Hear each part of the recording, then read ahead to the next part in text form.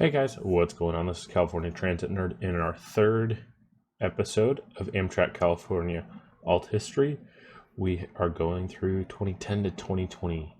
So I have a 2020 to 2030 video in the works right now. I'm going to try and get that out for you guys next week on time, and that will be the last one. At this point, we'll be going well off the beaten path and deep in the weeds, given this will have spanned 40 years.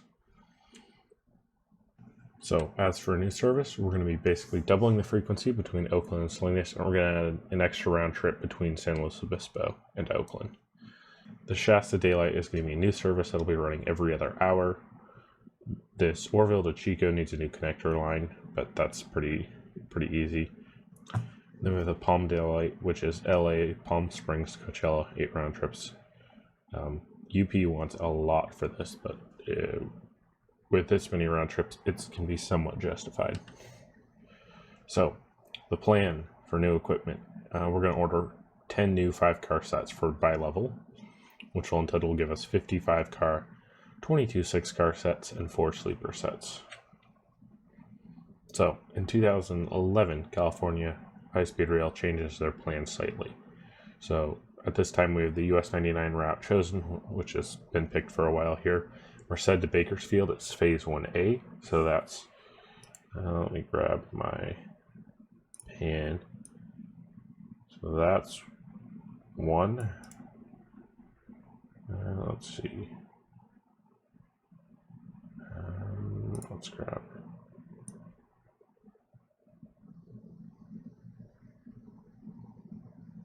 Yeah, this is 2.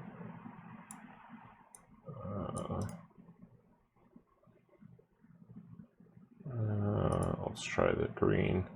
Trying to make sure I'm sensitive. That is 1D. No. And go the light blue. Green 1C. That's supposed to be 1B, 1A. Okay, there we go. And then for later, the Sacramento to Merced section will get done first, and then this inland route. So this is just a minor change on the current plan. So as for stations, this is a station plan. So SF to Gilroy will be 4 tracks. However, between when the coast merges into Diridon, which is a pretty short segment, there'll be 6 tracks there, all of which will be under wire. So that's going to, here is the San Jose station, so that'll be feeding in. So these will be coming from that coastline set, so that's the coast, whatever. Oh, come on. That's from the coast. That's that quad, and then south of Diridon, it'll get cut down to a quad track main, which will continue all the way down to Gilroy, grade separated, designed for 125 miles per hour. This is the Gilroy station. So there'll be 3 platforms for the Coast Daylight and plus some potentially terminating Caltrains. And then there'll be 4 for California High-Speed Rail, so that all services could stop, both stopping and local.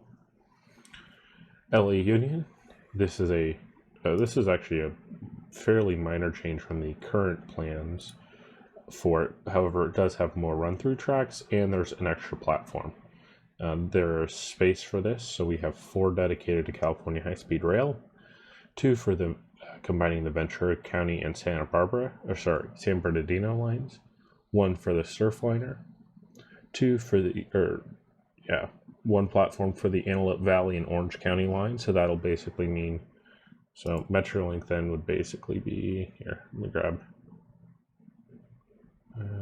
red. So we kind of have, oh, how did I screw that up so much?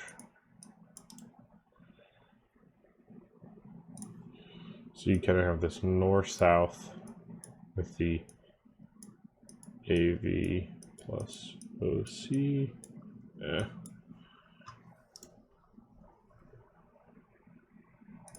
And then you kind of have this cross thing with the VCSB. Why does it keep jumping around? I'm not touching anything. So, and then this is, let's grab dark purple. How will that show up? It shows up okay. So that then goes off like this. There's two candle lines like that. So one of those is 91. One of those is the Riverside line.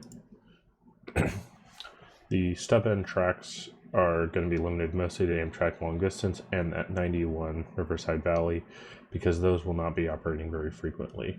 The plan is every 15-minute service on the rest of the lines. So there'll be 4 tracks coming out of LA Union all the way down to, this is wrong, it's supposed to be Fullerton. So down to Fullerton. Oh, thank you. At that point, there'll be 2 packs under wire and 2 freight lines. The freights will be prepped for wires, but this time the freight railroads, which is going to be BNSF there, does not want to run. So, in 2014, we have the Zero Emissions Transportation Bond Act. It is $10 billion in bonds, $4 billion of which is aimed at railway electrification, $3 billion is for zero emission rolling stock, $2.5 billion for zero emission buses, $300 million for EVs for low-income people, and $200 million for fast charging in more rural parts of the state that are unlikely to get enough fast charging. So, I'll start with the electrification. The goal is 1,200 single track miles, which comes out to be about 3.3 million per mile. So, Gilroy to San Diego, the parts that are not already planned to be as part of California high-speed rail, is approximately 800 single track miles. So combined with that, the Metrolink Antelope Valley and San Bernardino lines will both be getting wires. So that's again about another 250 single track miles. SMART out in the Bay Area, which is a new plan, which is going to run. Let me grab a better color pen. That's SMART. SMART's this and this. That's SMART. This extension here is in planning phase, so there's not funding for this, and EBART, which runs like here. So the zero emission rolling stock, the $3 billion, is going to go. The plan is 30 brand new freight locomotives. The plan is also 30 battery hybrid switcher locomotives. So these are overhead catenary and battery hybrid switchers. We're going to get 120 PAX locomotives, which are capable of 125 miles per hour.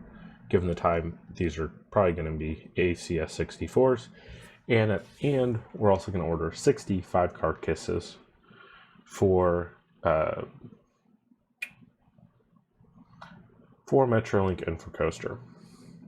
So the goal with the $2.5 billion for zero emission buses is 2,000 buses, including fueling options.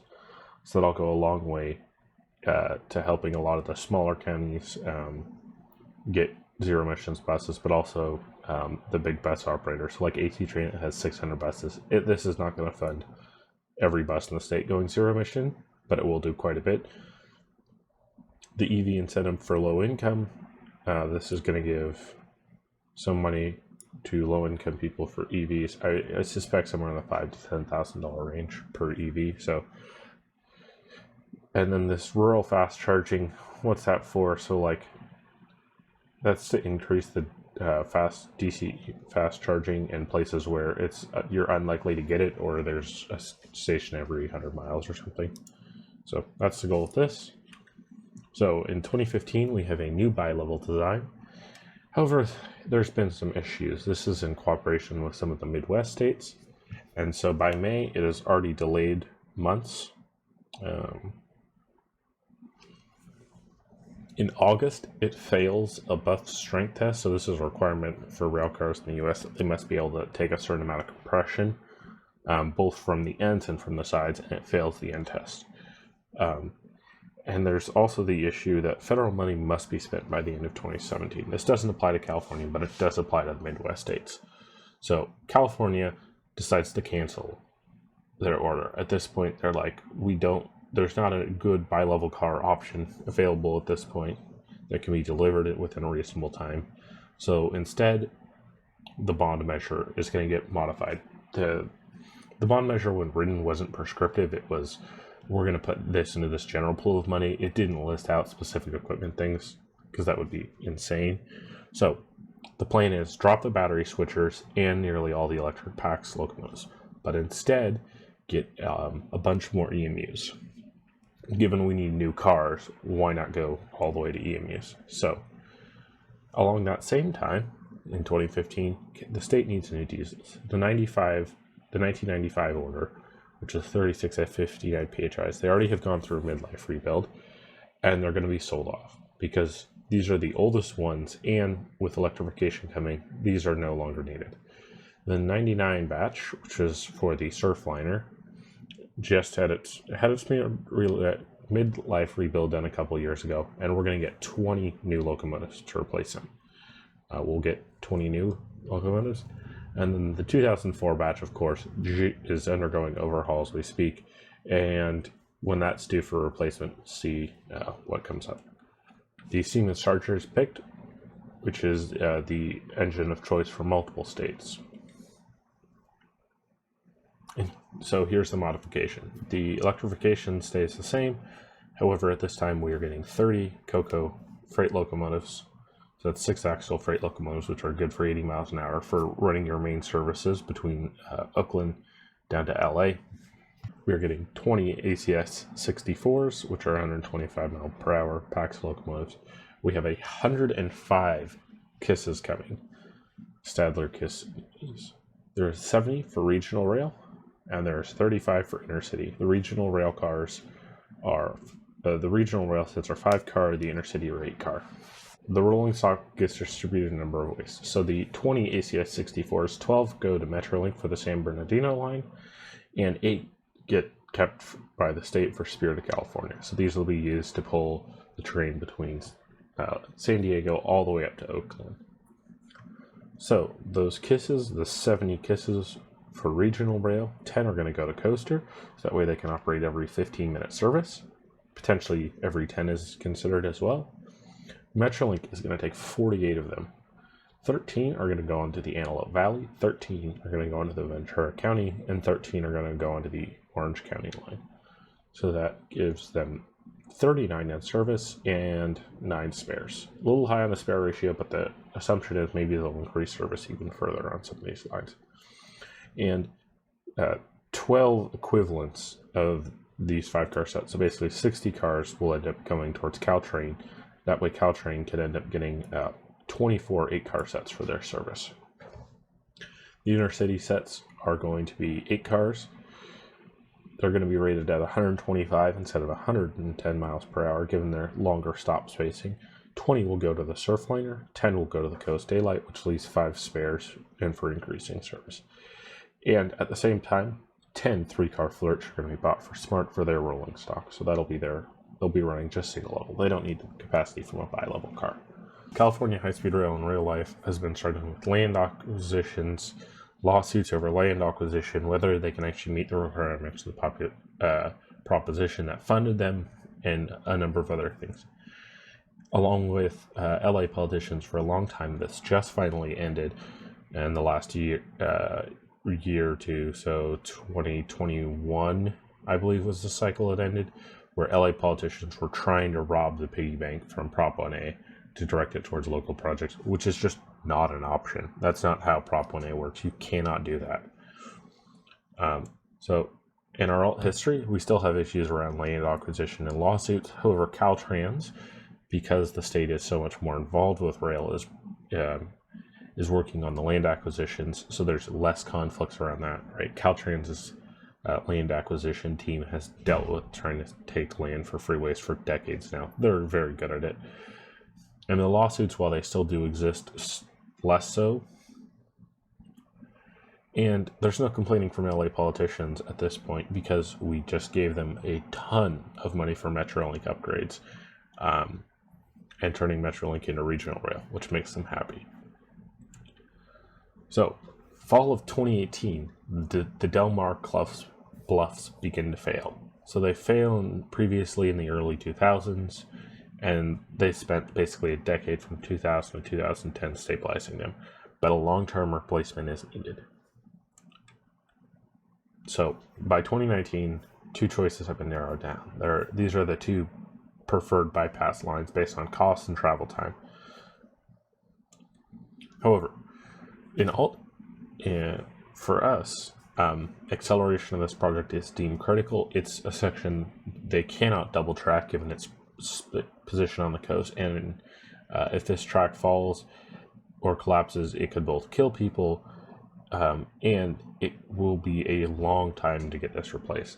So costs, though, need to fall given the amount of tunneling we do. We have this Del Mar tunnel, we have a tunnel in San Clemente, there's the downtown extension for San Francisco, which will connect Caltrain deeper to the new Transbay Transit Center. So that's important, and California High-Speed Rail has 3 massive tunnels. So tunneling costs need to come under control. And the other choice that's made at this point in time is no diesel engines. There will not be any. So BNSF will have to get some electric locomotives, or the other option is they can pay the additional cost to get to increase the ventilation on these tunnels to allow diesel service. And they decide only 2 tracks is fine for now. There's some amount of passive provision, like leaving space at both ends for a 4th track, for 3 to 4 tracks, but it's assumed that's not going to be needed at this time. Hot on the heels of that, in the fall of 2019, San Clemente tracks have issues. So they have long been stabilizing this section of track basically on the beach with more large boulders to try and limit it. This has actually again happened in 2020 and 2022. Currently, as I'm recording this in February, the cliff has still, or the line has still not completely opened here as they're trying to stabilize sections of the cliff. And OCTA does not announce any plans for reroutes. There's very old studies from the early 2000s that rail fans and stuff have dug up. In all history land, a project is chosen. The original long tunnel segment that was recommended back in 2003 is dug back up, and design work is started on it seriously immediately. Why? Because this is critical. We cannot have this rail line down. It's both an important rail line for the military, given the major bases down there. It's important to the state. Right? This is the state's busiest passenger route till California High-Speed Rail opens, and even then, it's still going to be extremely busy. So the project decides nearly the entire route will be under I-5. And so coming out of San Juan Capistrano, there's a bridge which crosses a small river, and then the line dives underground and curves. The goal of this project was 160 miles per hour, and it was just 2 tracks. Again, no diesels unless BNSF's willing to pay. There's no station either here, the assumption being that OCTA will just increase bus service to feed it. And the cost, $3 billion for this 10.5 mile tunnel. This is what I was talking about we need to get project costs under control, and we do, because with current project costs, 10 miles it could be $10 billion. So by the end of 2019, service expansion is complete. We have 8 round trips running between Los Angeles and Coachella, 8 round trips between Sacramento and Redding with that new connection track. California now has some extra rolling stock now that the KISSes are starting to enter service, which has freed up sets. So the Surfliner sets end up going to the Capital Corridor, which is running primarily the 92 sets, and then that frees up those. So in the end, California ends up with 27 5-car sets from 1993 spare. So that was that first big batch. That entire batch of cars, the 140 cars, is spare at this point, and 30 to 35 F-59 PHIs, the ones I listed earlier that would be sold. So here's that service outlined. For those of you guys who, this 3 round trip peak seems odd, but it's basically because the first train on the Surfliner, let's say, leaves at 6 a.m. Well, that won't get to LA till 8 a.m. So to have earlier departures, like a 6:30, a 7:30, that kind of thing. That's what this extra round trip peak thing is.